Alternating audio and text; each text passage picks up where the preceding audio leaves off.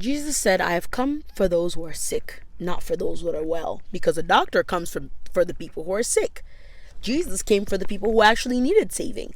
It's good for you if you don't think you need saving. If you're righteous, just like the Pharisees, and you don't need God to save you, that's perfect. That's awesome. Yet Jesus came for those of us who need him.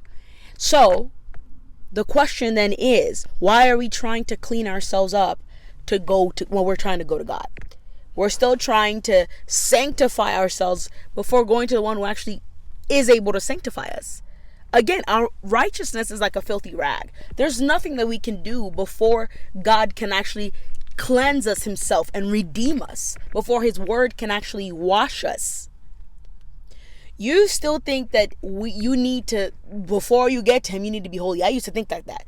That's why I'm talking about it, because I used to think that way. Like, okay, before I get to God, hold on, God, before I get to you, I gotta make sure that I'm right. I can't just be going to you all dirty and everything. I gotta make sure that I get holy first before I get to you.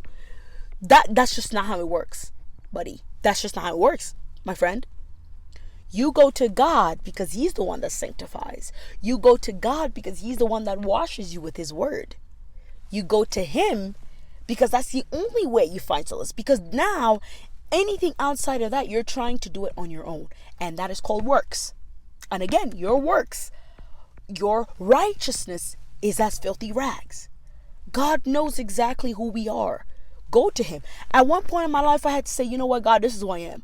I had to tell him, I do not love you. I do not feel like reading the Bible. I do not, whatever. I had to be honest with who I was. Because what is the point of me lying to God? And in that way, I come before you because then actually you can help me.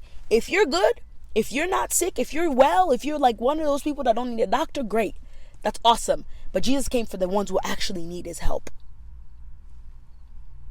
Got it? Just my 2 cents.